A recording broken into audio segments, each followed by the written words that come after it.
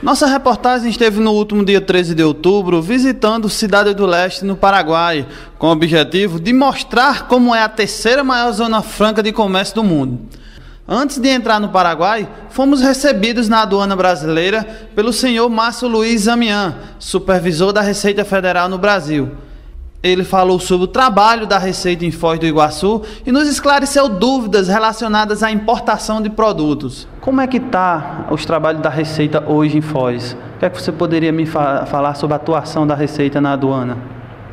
Bom, a Receita, a Receita Federal de Foz do Iguaçu, ela atua basicamente em podemos dividir o trabalho da aduana em duas atividades principais, que são as atividades nas duas pontes que fazem fronteiras de Foz do Iguaçu, né, que é a ponte da Amizade, que é o local que eu estou dando essa entrevista, que é a fronteira com o Paraguai, e a ponte da Argentina, com a fronteira com a Argentina, que é a ponte internacional da Fraternidade.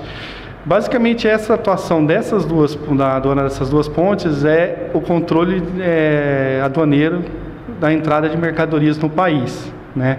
Ou seja, são o controle de acordo com a legislação das mercadorias adquiridas pelos viajantes nesses dois países, além do trabalho normal que existe dos veículos que passam com carga, porque também há um fluxo de importação e exportação, mas isso não é o trabalho basicamente dessas duas pontes, porque isso é um porto seco que é quem trabalha com as cargas desses veículos, né?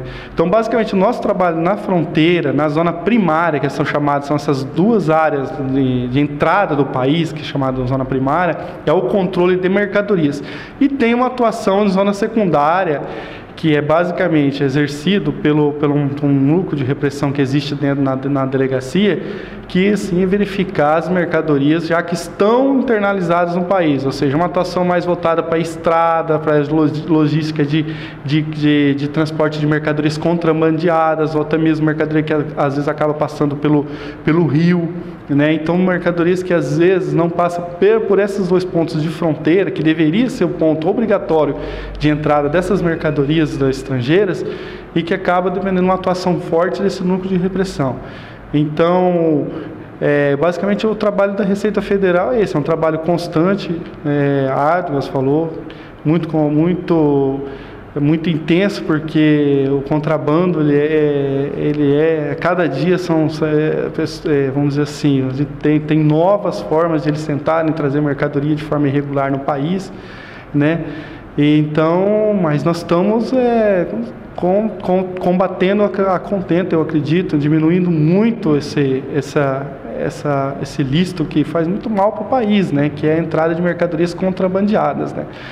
Na Ponte da Amizade, como eu falei, o nosso trabalho é voltado mais para uma mercadoria, vamos dizer assim, que o viajante esteja na cota, ou que ele esteja acima da cota e que vá pagar o imposto devido. Você falou aí sobre a cota. Como é que funciona essa questão da cota? A cota, como é uma fronteira terrestre, a legislação disciplina que todo viajante ele tem direito a uma cota de $300, ou seja, ele tem uma isenção de $300. É importante deixar claro que não é somente a cota, ele tem $300 de cota, mas também ele deve obedecer uns limites quantitativos estabelecidos pela legislação. Hoje, a legislação que estabelece esse limite de quantidade é a IN da Receita Federal número 1059. Né? Então, essa disciplina é importante, porque muitas vezes os viajantes acham, porque está dentro das cotas $300, ele pode trazer qualquer quantidade, e não é bem assim. Nós temos um limite quantitativo que deve ser obedecido, que hoje é até $5, ele pode trazer no máximo 20 itens. Acima de $5, ele pode trazer mais 10 itens e mais 12 litros de bebida alcoólica. Basicamente é isso. Isso tudo, até $300 nesse limite quantitativo, ele estará isento. Acima de $300, ele vai pagar o imposto sobre o regime de tributação especial, que prevê a alíquota de 50% para o excesso. Então, é somente do excedente. $300 ele estará isento, e o que ele excedeu, ele vai pagar os 50% do excesso. Isso desde que respeitado o limite quantitativo. O excedente, se ele exceder o limite quantitativo, esse excedente ele terá um tratamento em regime comum de importação e não pelo regime de tributação especial. Então isso vai depender de ele pagar todos os impostos devidos como se fosse uma importação comum. Então é uma série de restrições. É importante também deixar claro que a mercadoria não pode revelar a destinação comercial, ou seja, o quantitativo da mercadoria não pode revelar a destinação comercial. Se revelar a destinação comercial, normalmente isso é vislumbrado como pelo número de repetição, né? Uma grande quantidade de mercadoria repetida, que a pessoa realmente, você vê que ela não está levando para uso dela, aí toda mercadoria que revela a destinação comercial é apreendida. Muita gente pergunta sobre a questão dos itens pessoais. O que é que você pode explicar sobre essa questão de itens pessoais? Essa é uma fonte bem de dúvida mesmo. O que acontece é o seguinte: a legislação ela prevê que bens de uso, o consumo pessoal, eles estarão isentos, né? Então ele não entraria no limite da isenção. Acontece que bens de uso, o consumo pessoal seria o quê? Seria os vestuários, né, ou roupa, o que ele realmente utilizou durante a viagem dele ao estrangeiro, né, ao exterior.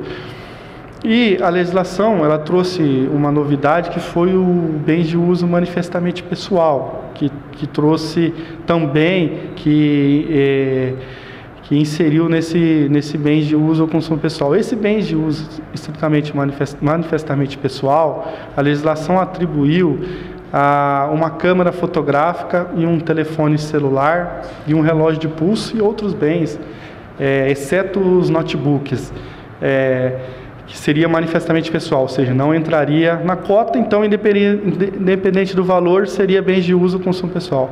Isso trouxe uma certa... Lembra por quê? Porque houve realmente, a legislação trouxe isso, e houve, oficialmente, está estabelecido na legislação, que se a viagem for aérea ou marítima, realmente a presunção é que se ele trouxe uma câmera fotográfica nova ou um celular, a presunção é que ele realmente precisou utilizar aquilo na sua viagem ao estrangeiro. Então isso realmente é um bem manifestamente pessoal. Agora, na viagem terrestre, que é o caso da nossa fronteira aqui, ou seja, que a fronteira aqui ela é terrestre, esse bem manifestamente pessoal, ele tem que provar que ele precisou utilizar, no caso, esse telefone celular, esse relógio de pulso, ou essa câmera fotográfica lá no país que ele foi. Isso para a fronteira terrestre. Então, o que eu queria deixar bem claro? Que nessas circunstâncias hoje, de fronteira terrestre, ou seja, o viajante que vem aqui fazer a compra no Paraguai, o relógio de pulso, a câmera fotográfica e o telefone celular não é considerado a priori bem manifestamente pessoal. Por isso é que a legislação ela inverte esse ônus da prova, ou seja, nas fronteiras terrestres, a princípio, não há, ou a câmera fotográfica não entra como bem manifestamente pessoal, entendeu? Ou seja, porque normalmente o que acontece? Ele vai comprar a câmera fotográfica lá e vai trazer, ela ainda vai estar na caixa, ele não precisou do uso dela lá ainda no Paraguai. O intuito do manifestamente pessoal é quando você compra uma câmera fotográfica e utilize ela lá no estrangeiro. Isso é considerado manifestamente pessoal. Então é uma dúvida que realmente acontece. Muitas vezes chegam aqui e falam: não, mas eu vi que a câmera fotográfica, o telefone celular, é o meu uso pessoal, manifestamente pessoal. Para a fronteira terrestre, não. Para a fronteira terrestre ele tem que provar que ele precisou utilizar aquilo lá no país estrangeiro. Lógico, provar que ele vai precisar no Brasil, não é assim, todo mundo que traz é para o seu uso pessoal. Até porque se não for para o uso pessoal dele, não seria caso de bagagem, seria caso de importação, né? No caso da câmera, por exemplo, ou um celular, ele precisou de uma câmera lá e jogou a caixa fora, que muita gente fala isso, né? Acho que você já ouviu falar.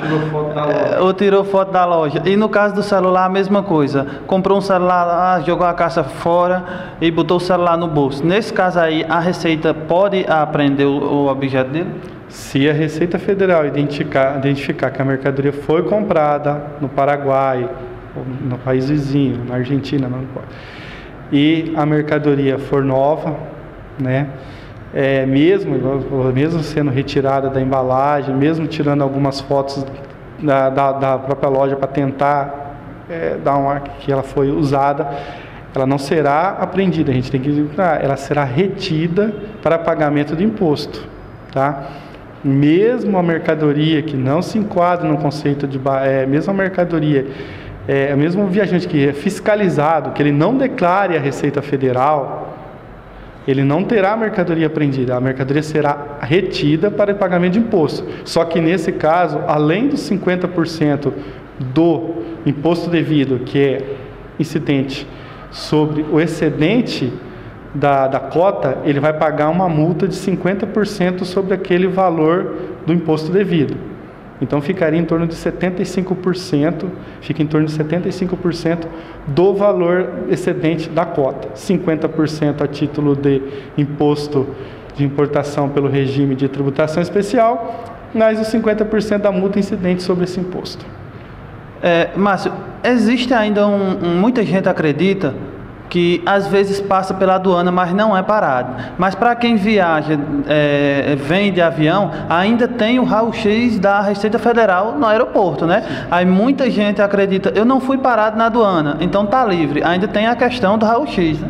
Igual eu falei, nós temos um fluxo muito grande de pessoas na Ponte da Amizade. Nós estamos aqui, na verdade, no ponto de fronteira mais movimentado do país, que é o Cidade do Leste, Foz do Iguaçu, né? Então é um fluxo intenso de carros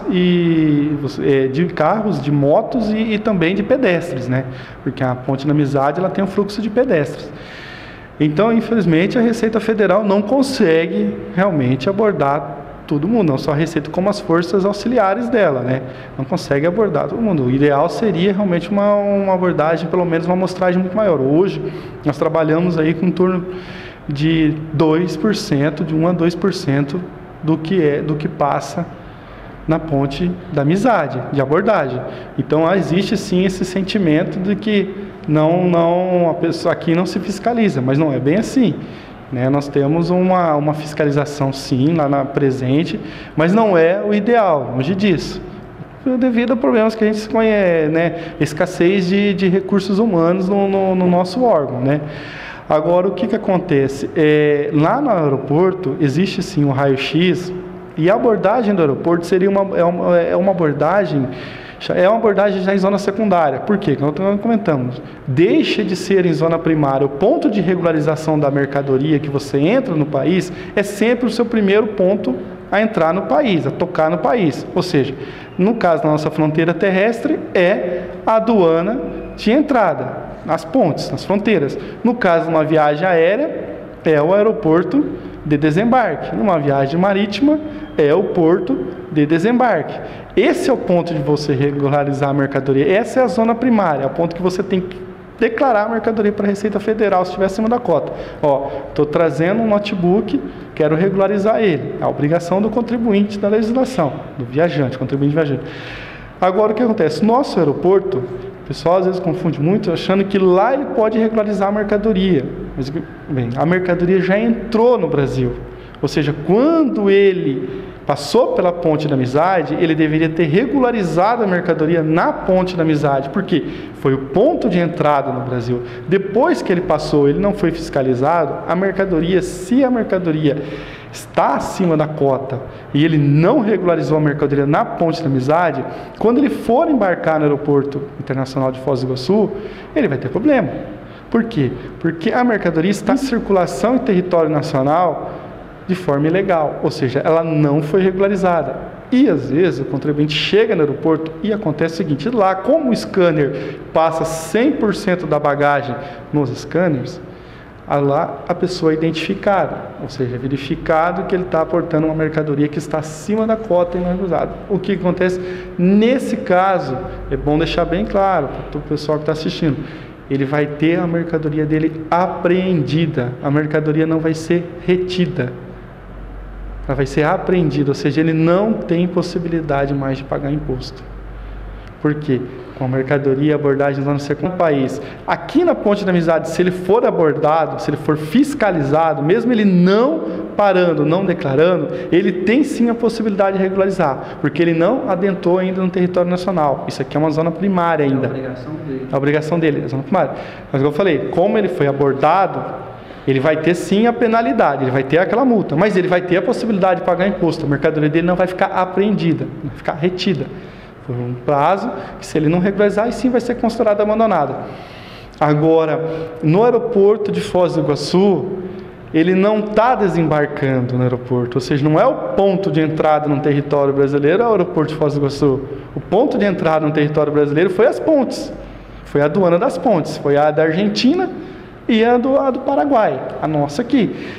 Nós estamos na entrevista. Então, nesse caso, no aeroporto a mercadoria vai ser apreendida. E isso é uma sério, porque eles reclamam exatamente isso. Porque eles acham que lá no aeroporto eles vão ter a possibilidade de regularizar a mercadoria. E não tem.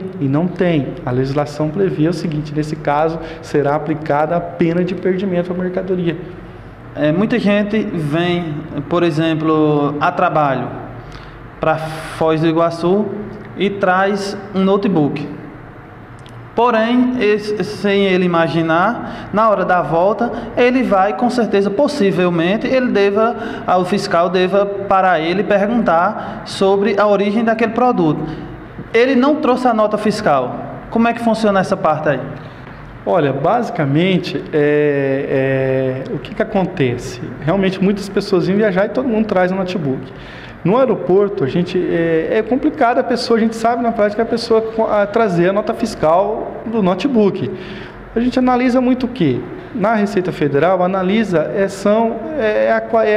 o notebook em si.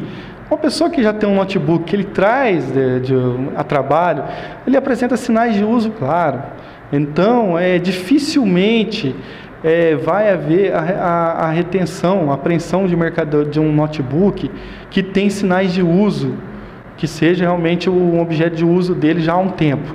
Caso realmente ocorra, às vezes ocorrer, de um notebook tá novo ainda, e ele não trouxe a nota fiscal, ainda assim a legislação prevê que, se caso ele apresente a nota fiscal a posteriori, a mercadoria será liberada. Ou seja, isso tudo tem um processo. A pena de perdimento também não é assim, ou seja, ele tem 20 dias depois de lavado o auto de infração para o auditor, que ele pode apresentar a impugnação. Nessa impugnação, ele vai apresentar a nota fiscal ou um documento hábil, né, que o notebook também não é necessariamente na nota fiscal. Ele pode ter trazido esse notebook também de um outro país e regularizado ele na aduana, e não está no momento lá fiscalizado com a DBA desembaraçada.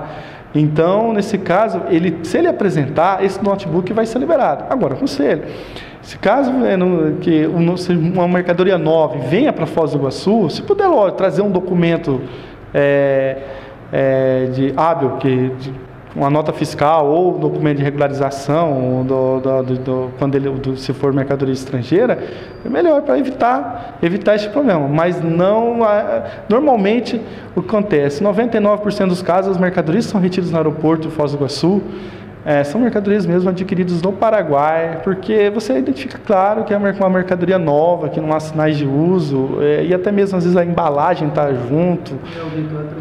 Mas acontece muito pouco, mas acontece. Mas os casos são resolvidos assim. Normalmente a pessoa consegue provar, mesmo depois que ela regularizou aquela mercadoria, né? Márcio, queria lhe agradecer. Você foi extremamente simpático, nos atendeu aqui muito bem.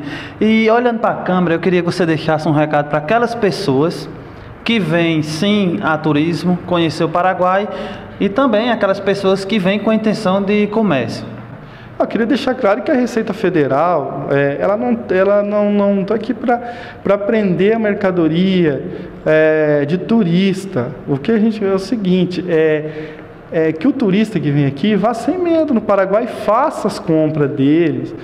Agora, desde que respeite a legislação. Ou seja, que existe uma cota a ser observada, que é de $300, que o viajante que comprou, que excedeu os $300, que ele pare na aduana, aqui na Ponte da Amizade, que peça para o taxista ou para o guia que parem, e que regularize, que pague os impostos devidos, para não ter problemas depois no aeroporto de Foz do Iguaçu, ou até mesmo em outro local. Que o intuito da Receita Federal não é prejudicar o turismo, pelo contrário, nós estamos aqui para fazer um bom atendimento para o turista, estamos tentando buscar isso, um bom atendimento, que regularize a mercadoria, porque a mercadoria dele estando regularizada, desembaraçada, ele pode circular não só no Brasil, como em outro país. Ele pode deixar o país a qualquer momento com aquela mercadoria, desde que ele tenha. Ele pode levar a DBA desembaraçada e sair e entrar no país a qualquer momento. Então, que ele pare, que ele faça a declaração de bagagem acompanhada. E sempre com cuidado para não levar a mercadoria com quantidade que revele a destinação comercial.